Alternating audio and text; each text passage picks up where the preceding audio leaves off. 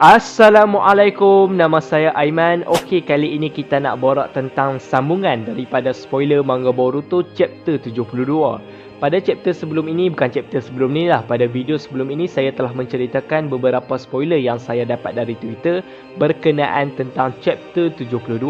Jadi kalau korang nak tahu tentang spoiler tu, korang kena tengoklah pada spoiler tu sebab saya tak akan ceritakan dalam video ni. Kerana pada video kali ini kita akan ceritakan lebih mendalam tentang apa yang telah terjadi seterusnya berbanding spoiler yang kemarin. Dan perkara yang terjadi ini sangat luar biasa, sangat amazing dan sangat mengejutkanlah untuk saya. Kerana saya tak pernah menjangkakan yang situasi seperti ini akan dilakukan, akan dihasilkan, akan ditunjukkan oleh Masashi Kishimoto kepada kita.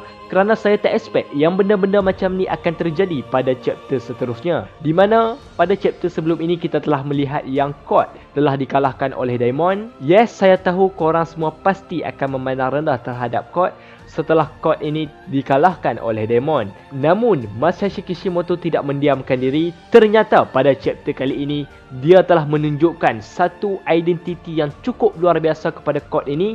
Dan kali ini kita dapat melihat pergerakan yang sangat hebat yang telah dilakukan oleh Code. Jadi kalau korang nak tahu apakah pergerakan yang dilakukan oleh Code tu, dan saya pun tak sabarlah nak menceritakan dengan lebih mendalam berkenaan tentang spoiler kali ini. Jadi jom teruskan dengan spoiler manga Boruto ataupun sambungan pada video kali ini. Pada akhir chapter 71 kita telah melihat yang Code dan Bug telah berundur, telah melarikan diri dari Amado, Eda dan Daimon. Dan setelah itu Code telah menggunakanlah tanda cakarnya untuk berpindah tempat ke tempat yang lain. Jadi dekat tempat yang kita dapat lihat Code dan Bug berada, kita merasakan yang Code berada di sebuah kawasan yang tanah lapang, seolah-olah kawasan padang pasir macam tu lah.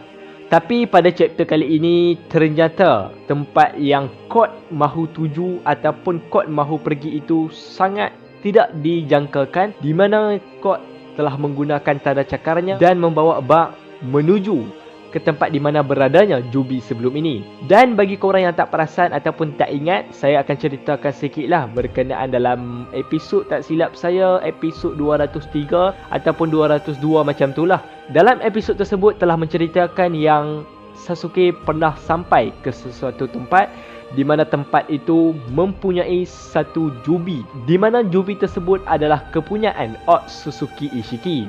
Dan bukan setakat Jubi sahaja yang ada di tempat itu, dekat tempat itu juga ada monumen-monumen yang menunjukkan logo-logo Otsutsuki. Jadi dekat sini tempat ini menjadi tempat yang sangat rahsia dan hanya beberapa orang sahajalah yang tahu setakat ini, iaitu Code dan Sasuke dan termasuk Bug lah. Jadi apabila saya melihat Code telah datang ke tempat ini, saya ingat yang Code akan menggunakan kekuatan Jubi tersebut.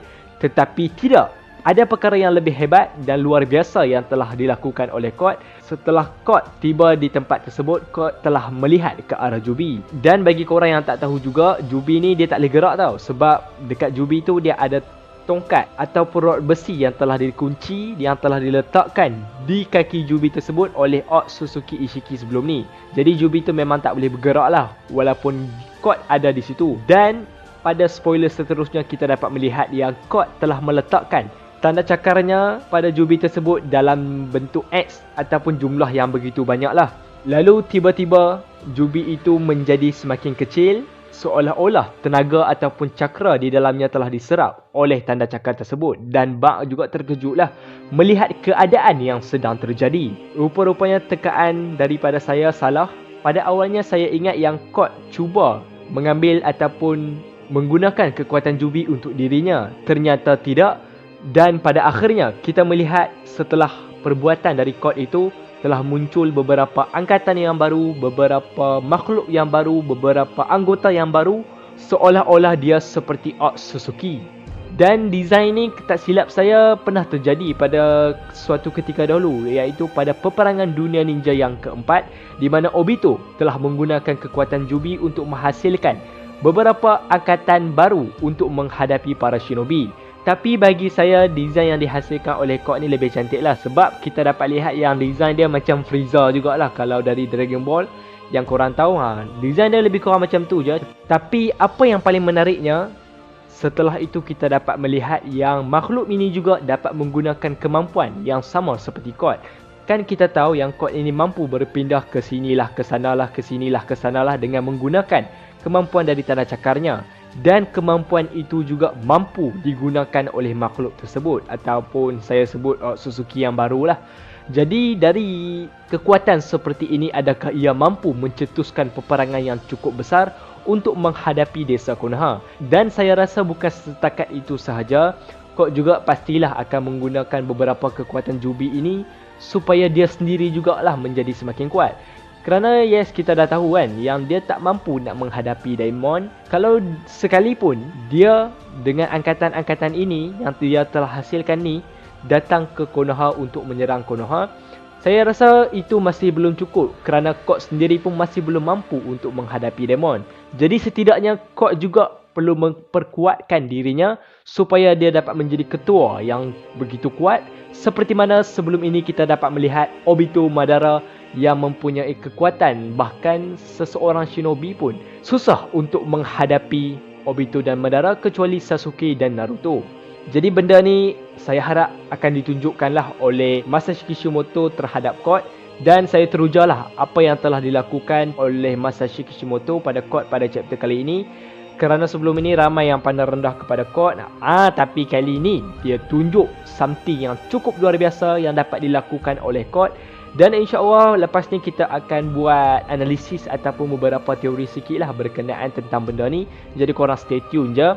Cuma apa yang saya nak kupas sedikit dekat sini, korang rasa adakah kod ini mampu mencetuskan peperangan terbesar di dunia shinobi akan datang?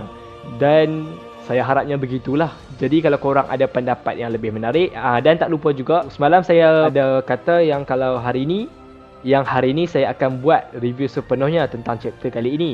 Tapi setelah saya melihat perkara tentang kod ini, saya rasa tak sabar jugalah nak menceritakan tentang perkara ni dulu.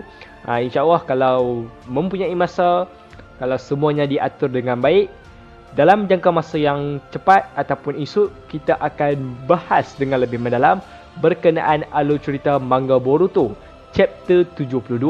Akhir kata, saya Bro Aiman. Thanks for watching. Assalamualaikum warahmatullahi wabarakatuh.